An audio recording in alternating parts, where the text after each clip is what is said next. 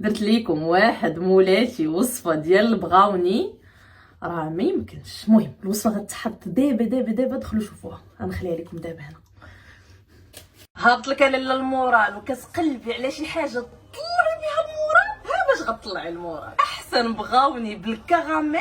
شوفوا لي الكراميل كيفاش داير، شوف خطيره لذيذه ما غتشبعوش منها. وشكون بحالي كيحماق على البغاوني وعزيز عليه وجدو. هاد المره درت لكم في وسط منه الكراميل. تخيلوا واحد الميلونج اللي زوين بزاف. المقادير كلهم تحت الفيديو، وهنايا غادي نوريكم الطريقه. كناخذ طنجره ندوب في وسط منها الزبده، كندير لي بيبي د شوكولا وكنخليهم على جنب على عافيه اللي كتكون مهيله. ناخذ لو بول 4 ديال البيضات. هنا غنزيد السكر سنيده، نتوما تقدروا ديروا السكر اسمر الا عندكم موجود.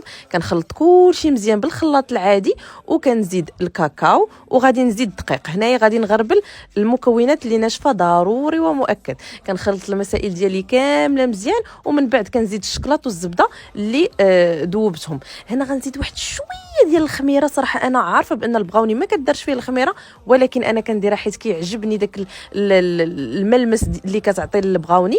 وكنديرهم في الصينيه ديال الفران. هنا غندير شويه ديال الكراميل اختياري، شويه ديال الكركاع، وكندخلهم في الفران حتى كيطيبوا. هذا هي الشكل ديالها، كتجي لذيذه بزاف معلكه ما غتشبعوش منها. كنعطيها لوليدات اللانش بوكس وكنديروا بها الكوتي وحتى كنفطروا بها. هذه الكميه غتخرج لكم 2 ديال الصواني.